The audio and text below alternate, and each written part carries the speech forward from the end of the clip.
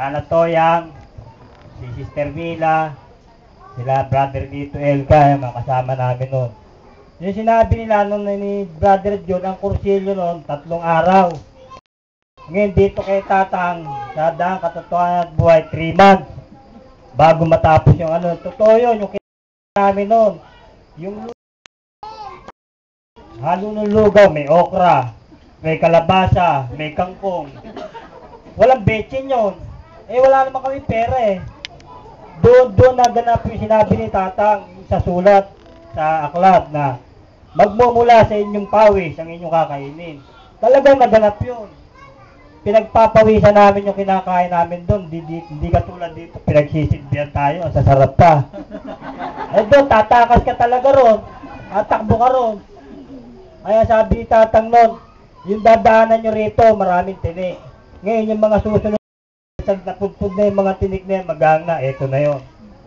Diba? Ngayon, sabi nga namin, tatanda namin, ewan ko natatanda ni Sister Auring, 3 months na yun, pumapalaot na rin kami ng ng San Nicolas.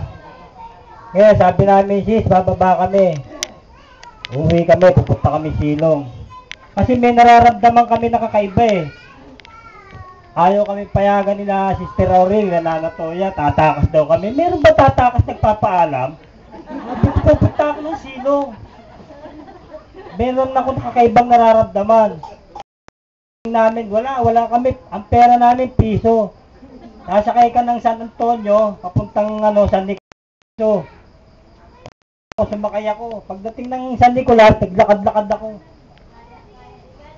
Lakarin ko kaya hanggang Pasay. Nueva Ecija, hanggang Pasay na lakarin mo. Wala kami pera eh. Ang sabi, tatakas daw kami.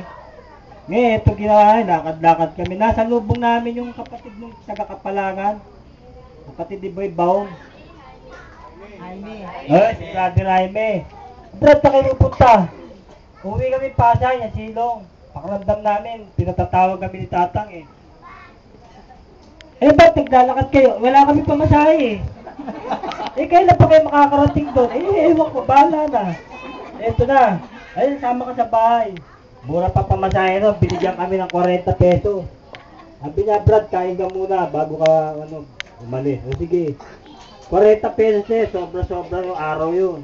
Baba kami Divisoria, tapos punta kami ng Dimasalang. Ang bantay madalas ang bantay na Silong noon sa tindaya, sila Sister Malu, Sister Christy. Punta isa, 3 kayo eh. Yun, Sister Emily. Pagkakita pa lang namin, tatanda ni Sister Malutot. Pagkakita sa amin sa Silong, buong kami sa tindahan. Sis, may inyo kapayapaan, yung nagbatian nun eh.